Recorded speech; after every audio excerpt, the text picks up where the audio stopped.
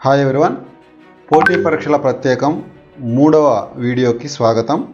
మనం ఈరోజు భారతదేశ చరిత్ర ఏపీపీఎస్సీ గ్రూప్స్ ఎగ్జామ్కి సంబంధించినటువంటి అంశమైన చరిత్ర పురావస్తు శాస్త్రము అనే విభాగంలో ముఖ్యమైనటువంటి అంశాలను గురించి తెలుసుకుందాం. ఇక్కడ చరిత్ర పురావస్తు శాస్త్రము, ఇందులో మొదట చరిత్ర అనగానేమి అనే విషయాన్ని మనం తెలుసుకుందాం. చరిత్ర అంటే సాహిత్యం ద్వారా గతాన్ని అధ్యయనం చేసేటువంటి శాస్త్రాన్ని చరిత్ర అని అంటారు. ఇందులో పురావస్తు శాస్త్రము, ఆర్కియాలజీ అంటే వస్తు అవశేషాల ద్వారా గతాన్ని అధ్యయనం చేసేటువంటి శాస్త్రాన్ని ఆర్కియాలజీ లేదా పురావస్తు శాస్త్రము అని అంటారు. చరిత్రకు సంబంధించినటువంటి ఆధారాలు 2 రకాలుగా ఉంటాయి. అవి ఒకటి పురావస్తు ఆధారాలు, 2 చారిత్రక లేదా సాహిత్య ఆధారాలు. వీటిలో మొదట మనం పురావస్తు ఆధారాలని చూద్దాం. పురావస్తు ఆధారాలను కానీ చూసినట్లయితే ఇవి 1 శాసనాలు, 2 నాణెములు, 3 శిల్పాలు కట్టడాలు, 4 తవ్వకాల్లో బయలుపడినటువంటి అవశేషాలు.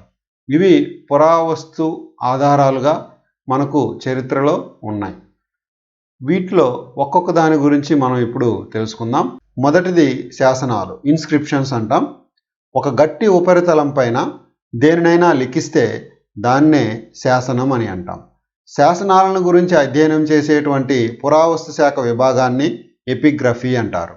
శాసనాలు అనేవి 2 రకాలుగా ఉంటాయి. అవి ఒకటి ప్రశస్తి, రెండోది దాన శాసనాలు. ప్రశస్తి అనేది రాజులు తమ గొప్పతనాన్ని తెలియజేస్తూ వేసుకునేటువంటి వాటినే ప్రశస్తి అని అంటారు. ఇవి రాజులు మాత్రమే వేస్తారు. అలాగే దాన శాసనాలు అనేవి రాజులు, ప్రైవేటు వ్యక్తులు కూడా వేస్తారు. నెక్స్ట్, 2వ పురావస్తు ఆధారం నాణెములు. నాణెములను గురించి అధ్యయనం చేసే పురావస్తు శాఖ విభాగాన్ని న్యూమిస్మాటిక్స్ అని అంటారు. Very important. గతంలో గ్రూప్స్లో అడిగినటువంటి బిట్ ఇది. నెక్స్ట్, 3వ ఆధారాలు శిల్పాలు కట్టడాలు. వీటిని గురించి అధ్యయనం చేసేటువంటి శాస్త్రాన్ని ఐకనోగ్రఫీ అని అంటారు. తర్వాత తవ్వకాల్లో బయలుపడినటువంటి అవశేషాలు.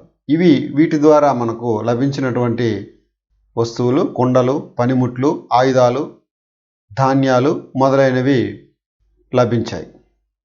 ఇక 2వ ఆధారాలైనటువంటి చారిత్రక లేదా సాహిత్య ఆధారాలను గురించి మనం తెలుసుకుందాం.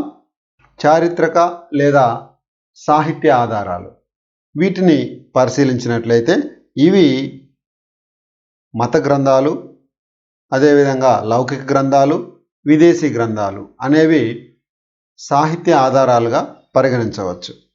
మొదట మత గ్రంథాలను కానీ చూసినట్లయితే హిందూ గ్రంథాలు, బౌద్ధ గ్రంథాలు, అలాగే జైన గ్రంథాలు అనేవి మత గ్రంథాలుగా పరిగణించబడతాయి. తొలి గ్రంథం ఋగ్వేదం.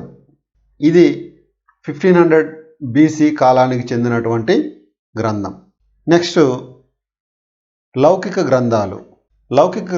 తొలి లౌకిక గ్రంథం పాణిని మహర్షి వ్రాసిన అష్టాధ్యాయి అనే వ్యాకరణ గ్రంథం తొలి లౌకిక గ్రంథంగా చెప్పుకోబడుతుంది. నెక్స్ట్, విదేశీ గ్రంథాలను కానీ చూస్తే ఇవి వివిధ భాషల్లో మనకు లభించాయి. అవి చైనా, అరబ్, అలాగే గ్రీకు మరియు సింహాల ఎట్సెట్రా మొదలైనటువంటి భాషల్లో మనకు ఈ విదేశీ గ్రంథాలు అనేవి లభించాయి. దీనికి ఎగ్జాంపుల్గా బాణుడు రాసిన గ్రంథం హర్షచరిత్ర అనేటువంటి గ్రంథం చెప్పుకోవచ్చు. చరిత్రలో కాలాన్ని తెలిపేటువంటి పదాలు 2 పదాలు ఉన్నాయి. అవి ఒకటి ఏడి, రెండోది బీసీ.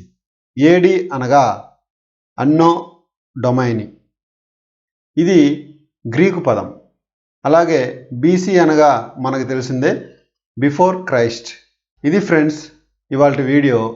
నెక్స్ట్ వీడియోలో మనం ప్రాచీన భారతదేశ చరిత్ర ఆది నుండి 750 వరకు ఎలా విభజించబడింది, వాటికి సంబంధించిన విషయాల్ని నెక్స్ట్ వీడియోలో తెలుసుకుందాం. ఈ వీడియో మీకు యూస్ఫుల్ అనిపిస్తే లైక్ చేయండి. Thank you for watching.